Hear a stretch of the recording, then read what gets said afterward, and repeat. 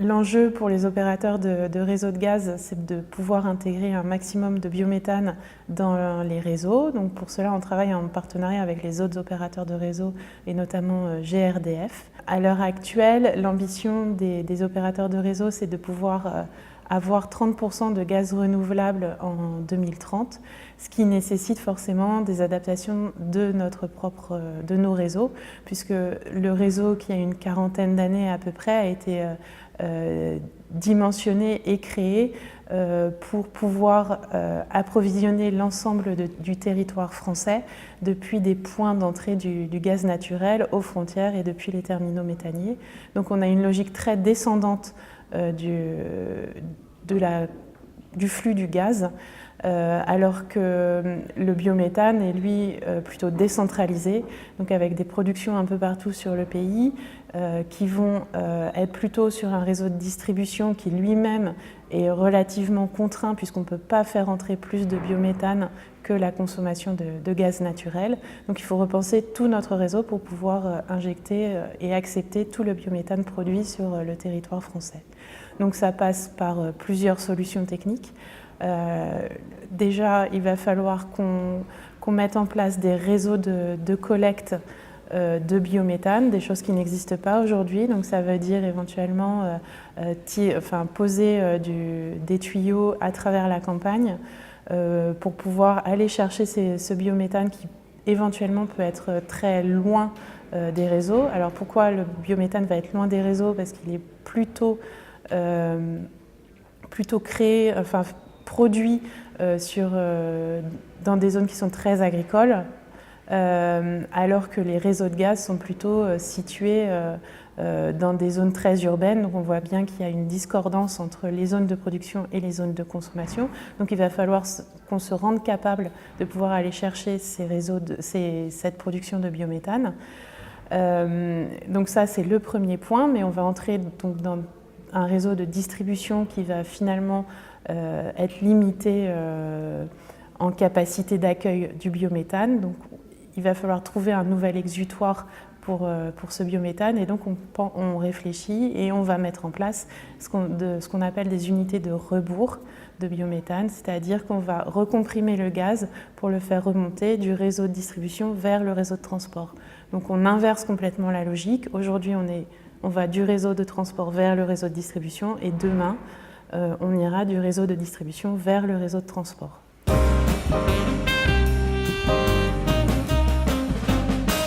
Aujourd'hui, on a fait des prévisions à partir d'études statistiques, et pour pouvoir intégrer 30% de gaz renouvelable dans nos réseaux, on estime qu'il faudra mettre à peu près 150 unités de rebours sur l'ensemble du territoire français. Maintenant, il reste à savoir où est-ce qu'on doit positionner ces unités de rebours. En collaboration avec les autres opérateurs de réseau, en 2018, on crée une nouvelle méthodologie de dimensionnement de nos réseaux. On met en place ce qu'on appelle des schémas de développement, et ça passe par une révision complète de nos calculs, de nos méthodes de travail, etc.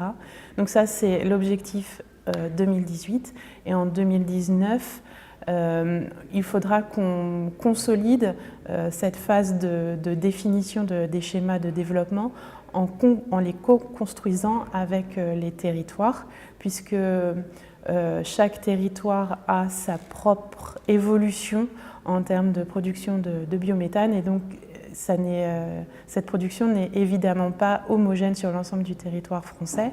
Donc il faut bien prendre en considération les particularités de chacun de ces territoires pour consolider nos schémas directeurs. Donc ça va être une étape qu'on mènera l'année prochaine.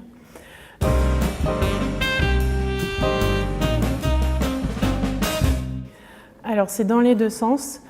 Aujourd'hui, les premières unités de rebours qu'on met en place, elles sont décidées de manière un peu réactive, c'est-à-dire qu'on a beaucoup de demandes de raccordement d'unités de méthanisation, notamment au réseau de distribution sur certaines zones. Donc là, très vite, on se rend compte qu'on va avoir besoin de mettre en place rapidement des unités de rebours, et on est en train de travailler à l'implantation de ces nouveaux outils, de ces nouvelles installations. Et dans l'autre sens, donc, ça va être plutôt les opérateurs de réseau qui vont, comme je le disais tout à l'heure, aller vers les territoires pour savoir où sont les potentiels de production de biométhane et quelle zone il va falloir prioriser pour la mise en place de rebours. Mais de toute façon, comme c'est une démarche qui est co-construite par l'ensemble des opérateurs, un producteur de biométhane peut tout à fait se renseigner auprès de cet opérateur pour savoir s'il est concerné ou pas par une zone dans laquelle il y aura un rebours à court ou moyen terme.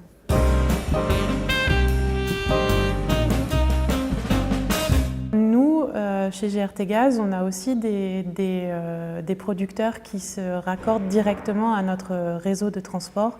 Et dans ce cas-là, ils ne sont pas directement concernés par ces fameux rebours, puisqu'ils injectent directement dans notre réseau. Donc, ils sont moins soumis à la problématique de faible consommation en été. Et donc, ils peuvent injecter de façon à peu près stable sur toute l'année.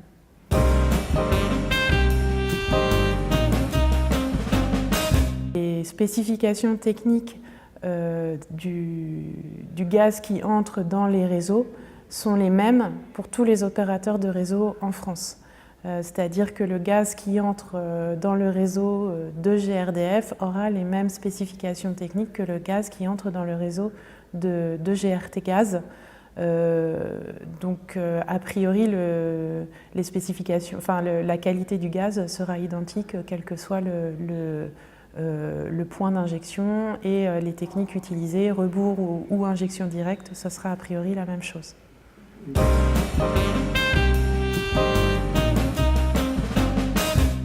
Alors aujourd'hui, les règles de financement ne sont pas cadrées.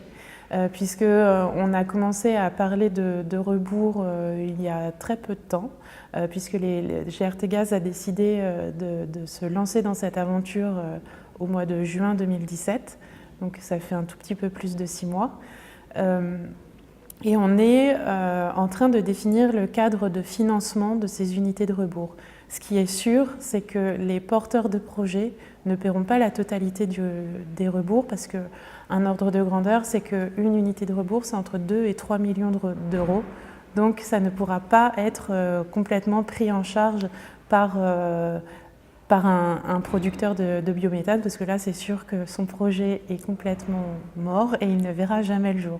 Et ce n'est pas du tout ce que les opérateurs de réseau cherchent. Donc, on est en train de travailler à la fois avec le ministère de la Transition écologique et solidaire et avec la Commission de régulation de l'énergie pour voir comment on va pouvoir financer ces unités de rebours qui sont, encore une fois, plus que nécessaires à l'atteinte des objectifs à la fois fixés par l'État et les ambitions des opérateurs de réseau d'intégrer 30% de gaz renouvelable dans leur réseau.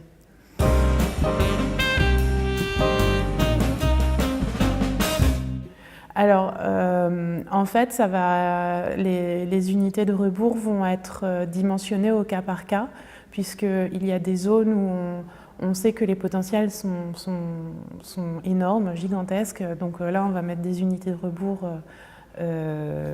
importantes. Et puis d'autres endroits où on sait que le développement va être progressif.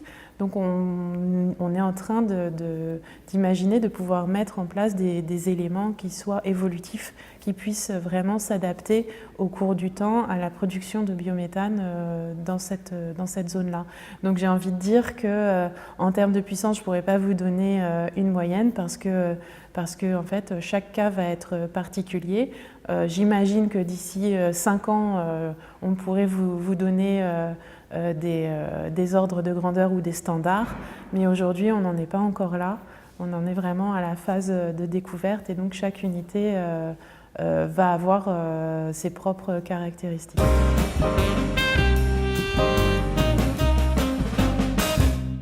Alors en Allemagne, tout ce qu'on est en train d'imaginer en France, ça existe déjà. Les unités de rebours en Allemagne, il y en a déjà beaucoup, il y en a une centaine je crois, de mémoire. Donc on sait que c'est quelque chose qui fonctionne, c'est pas une innovation, c'est juste que ça fonctionne à l'étranger, donc on est extrêmement confiant sur la faisabilité de cette solution technique. Et de même, tout à l'heure je parlais des réseaux de collecte. En Allemagne, ils ont aussi des réseaux de collecte pour aller chercher le biométhane qui pourrait être produit parfois très très loin de leur réseau.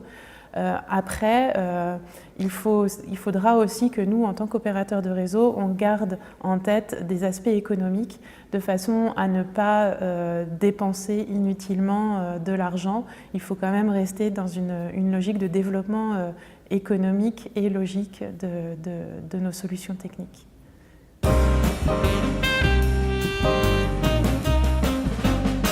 L'étude statistique que nous avons réalisée montre qu'il faudrait environ 150 unités de rebours sur le réseau de transport à l'horizon 2030 pour pouvoir accepter les 30% de gaz renouvelable, ce qui correspond à environ 500 millions d'euros d'investissement à réaliser sur le réseau de transport et puis à peu près une somme équivalente sur le réseau de distribution pour pouvoir aller chercher le biométhane ou faire des adaptations de réseau. Donc on parle d'1 milliard d'euros d'ici 2030, donc c'est dans 12 ans. À titre de comparaison, Enedis chaque année dépense 600 millions d'euros pour adapter son réseau pour pouvoir accepter l'ensemble de l'électricité renouvelable produite sur le territoire français. Donc on est dans des ordres de grandeur qui n'ont rien à voir et c'est surtout aussi parce qu'on a à notre disposition un réseau de transport, un réseau de gaz, un système gaz même, j'ai envie de dire, qui est extrêmement puissant puisqu'on a le réseau de distribution qui est quand même relativement diffus et présent sur la quasi-totalité du territoire français. Ensuite, on a des réseaux de transport qui existent, qui permettent déjà à eux seuls de stocker une partie du biométhane produit puisqu'on a des grosses canalisations avec des pressions importantes, donc ça permet de stocker une grosse partie de l'énergie. Et en amont du réseau de transport, on a les stockages souterrains de gaz qui peuvent eux aussi accepter du biométhane. Donc c'est ce qui nous permet d'envisager à l'avenir, donc à long terme, puisque les prévisions c'est pas avant 2050, d'avoir un système gazier totalement décarboné avec 100% de gaz renouvelable qui transiterait dans les réseaux de gaz en France.